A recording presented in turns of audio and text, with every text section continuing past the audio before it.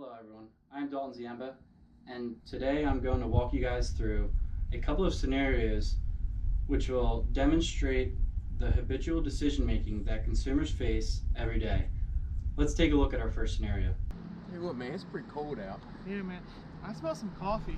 You guys want to go get a cup of coffee? Yeah. The baker's right here in Sweet Shop. Sounds good to me. Good way to warm up. Let's go ahead. In this short clip, you see the three boys use habitual decision making. This is shown when Riley talks about it being cold outside, and Steve saying he smells the coffee and could really go for some. Man, can't wait to drink my hot coffee, but I'll tell you what, these almond croissants look pretty good. I might have to get that with my coffee. What do you think? Yeah, I'm thinking the blueberry muffins look pretty good to me. Maybe a donut too with that coffee? Well, I'm hungry now by looking at If these. you look at this clip, you will see them use purchase momentum. Purchase momentum occurs when our initial impulse purchases actually increase the likelihood that we buy even more. So, they are demonstrating this because they went in to buy a coffee and now they are getting food and even more. Man, that is good coffee. I'm glad you guys told me about that. I always go to the one across the street, and this is half as good as the other one. No problem. I thought you would like it better. It is good. As you see here, Riley just found his new favorite coffee shop, and he has Steve to thank for that. Steve told him that he should try it because he thinks it's better than the other place. This is a perfect example of how information travels through the word of mouth. Wow, I feel like there's a lot of bikers in this town. Don't you guys think that? Yeah. Yeah. Look at this nice old bike shop right here. It has a nice old sign too. I tell you what, I need a new bike. One that have a four-wheel. You learn from the mountain trails or anything around here. Well, let's check it out. Here we see a perfect example of priming. Priming are the cues in our environment that make us more likely to react in a certain way even though we are unaware of these influences. I tell you what, I really like these two bikes. They got really cool designs. I don't know anything about the brands or anything. I didn't do any research, but man, this orange one's sweet. I think it'll ride fine. I think it'll be alright. I think I'm gonna buy it. Here we see Riley use bounded rationality when deciding which bike to buy. Bounded rationality is shown because he hasn't had much time to research the bike or anything, so he is going with the one that is good enough and looks cool. By going with the bike that just looks cool, he is also showing a shortcut called convariation. I've been looking at these bikes.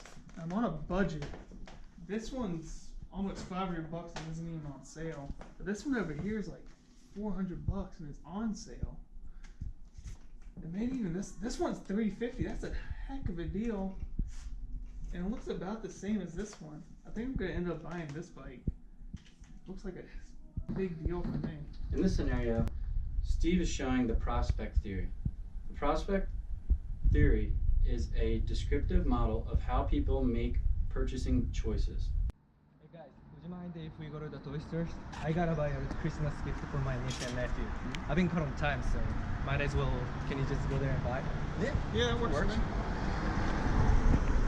Might as well get it while we're here, right? Yeah. This is another reason why consumers may go into a store without planning.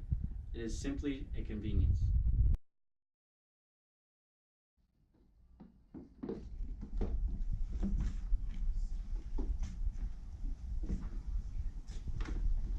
Oh, what's that? It's a snowmobile. I feel like my nephew's gonna like this. Alright, I get this for him. As you see in this clip, you see Joe walking around looking for something to find for his nephew. This is an example of an unplanned purchase. An unplanned purchase is when a consumer is unfamiliar with a store or is under a time pressure. Man, I didn't know they had a Mountaineer popcorn here in Shepherdstown. My mom used to get that every year for Christmas. There wasn't one Christmas that we missed Mountaineer popcorn. That is some of the best popcorn. If you guys have never had it, you gotta go get some. Dang, it smells really good too. It does smell good. Here, we see Riley demonstrate heuristics and word of mouth. By talking about how his mother got that popcorn every year and that he still loves it and gets it every year as well, he shows heuristics. There are so many good wines on the West Coast. Can't decide which one's the best. Do you know the most famous wine comes from France? Well, the France section's right over here. You want to look over there for the best ones? Yeah, let's look at those. This is an example of country of origin. They are showing this because they are choosing their wine based on where it's from.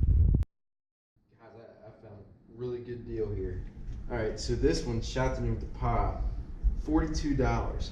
But this one is literally right across the ridge from it, and it is almost half the price.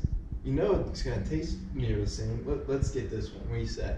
Let's do It's it. a very popular region. I think this is the one we need. That's better beer. Let's do it. Here we see Riley deciding between a very popular brand of wine and a wine that is not as popular and a lot cheaper. By doing this, he is showing the prospect theory. He is gambling by choosing the cheaper brand because it may not taste as good. But with his research, he finds that the cheaper brand is right across the street from where the popular brand is made. So, in conclusion, you saw all these scenarios and we were able to show you the habitual decision making that consumers face every day and why they make them.